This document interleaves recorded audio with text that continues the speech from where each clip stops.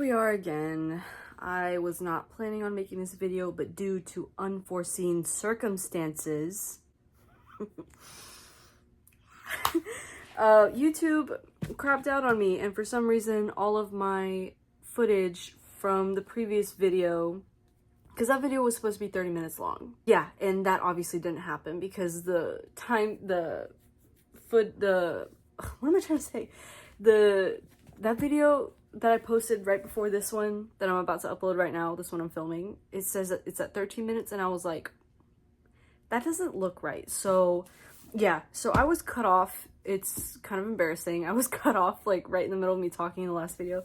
I had a lot more to say. The video was supposed to be 30 minutes, but here we are. Lesson learned. Always make sure that your video is completely correct before you hit upload and that everything is good.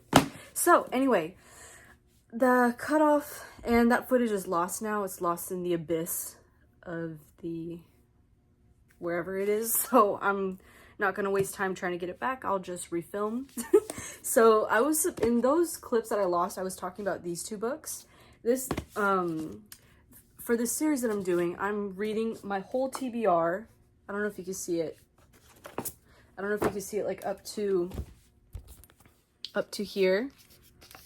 Abby Jimenez. This is where I'm stopping. This is my set TBR that I have. That's where I'm stopping. And I'm reading my TBR in 3 book increments. So the first 3 books was Diary of a Tuscan Bookshop and these two.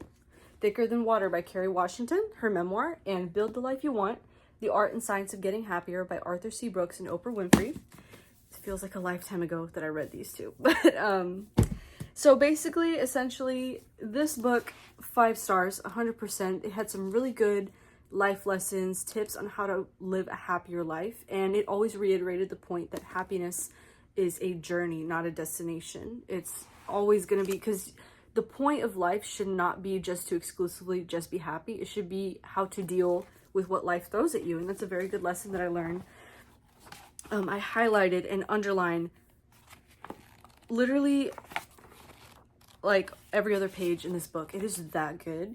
Like, I can read you one of the underlined parts. Instead of letting the specter of your failed relationship make you miserable by simply wishing it had turned out differently, you can be honest with yourself about what went wrong and use that knowledge to enjoy better relationships in the future. Like, that's literally life gold. Like, that's incredible tips and tricks in here. And every few pages, like, I would say, like, at the end of every chapter, it Oprah inserts like an anecdote about her life and how she applied lessons in this book to her life and how she's much better because of it, and just certain anecdotes. And she talks also about the people she's had on her show and how these people were looking for happiness. They were striving for their happiness. And so yeah, essentially that's pretty much it. Arthur C. Brooks is the Parker Gilbert Montgomery Professor at Harvard Kennedy School and Professor of Management Practice at Harvard Business School. So he's pretty credible in what he's talking about. He's a scientist. He mentions on one page that he like literally studies happiness, and he studies the cause of it, why so many people lose it, and what they can do to get it back. As probably a lot of you already know, Oprah, global media leader and communications pioneer. She's built unparalleled connections with people around the world through her show, The Oprah Winfrey Show. This book really helped me a lot. Like, I'm trying to apply a lot of the life lessons and tips and tricks that it shows you. One thing that I found really interesting about this one is Arthur talks about metacognition, which is literally translated, it's thinking about thinking. So looking at your brain, your thoughts from like an outside perspective, and saying, should I waste time on this thought? Should I move forward with these feelings and thoughts and literally act on them? Or can I take a step back and let them pass like clouds? So yeah, it's literally, happiness is a science. You have to figure it out and find what works best for you. And that's honestly, I feel like every person in their 20s should read this book. It's a great developmental tool to become a better version of yourself, and I would recommend it all day, every day. So after that, I read Thicker Than Water by Kerry Washington. This this book was really, really good. I'm not gonna put a star rating on it because rating someone else's life is kind of weird. But yeah, I thought this was really good. I learned the only really like exposure to Kerry Washington that I've ever experienced was through her show Scandal, and that's pretty much all I had from her until I read this book, and I found that she had layers to her, and she has been through a lot of trauma. She's been through this feeling. A common thread that runs through this book is her referencing this like disconnect that she's felt with her parents for a very long time, since she was born basically.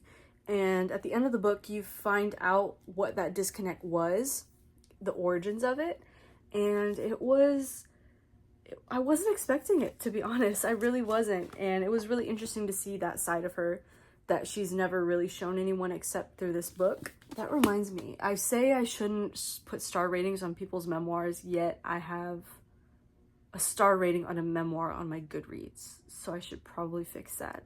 I'll link my Goodreads down below if any of you want to follow me on there. I would love to be friends with you guys on there. But yeah, I don't like putting star ratings on people. I don't know what I was thinking when I did that one. So anyways, there are like around 14 chapters and an epilogue in this memoir, and it's so inspiring to see her development throughout this book.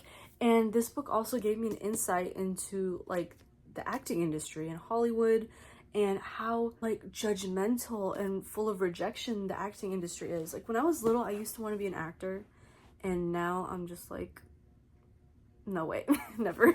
She fights through it, and she ends up, throughout her small roles that she gets, she finally cracks the door open and gets Scandal, which catapulted her into the stardom that she has today. And I wanted to read y'all one of the underlined portions that I have. I did highlight quite a bit in this book, so let me read this to you.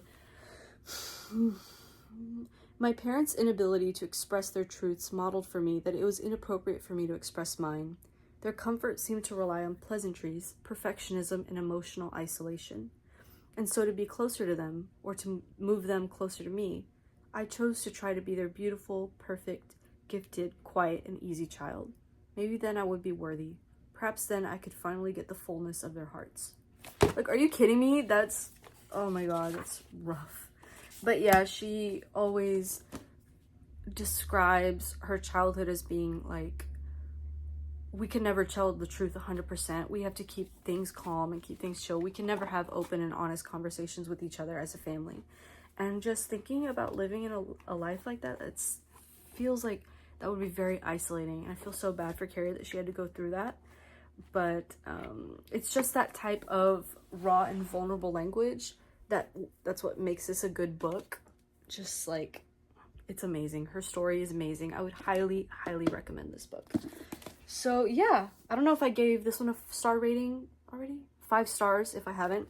This one, NA, not available, because no. But yeah, they're both really good books. I want to apologize again for not double checking my work and making sure that YouTube had all my footage, because I don't want this to happen again. So I'll try my hardest to double check and check my work next time. I'm just now realizing that I may or may not have like checked good enough on the footage that did upload to see what I've talked about already and what haven't. So I may have repeated myself in this video. I don't care. I'm gonna upload.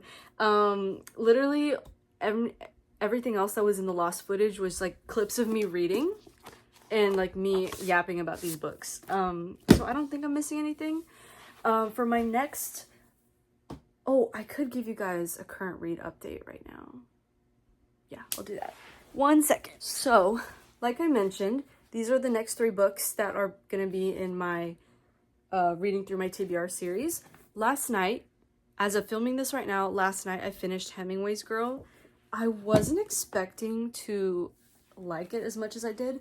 I'll go into depth in my next video, my thoughts on it, because I have I have a few mixed opinions, most of them positive, but I have a couple negative points that I do want to make. Like I said, this is the book that I bought at Hemingway's house, at Ernest Hemingway's house on my Florida trip.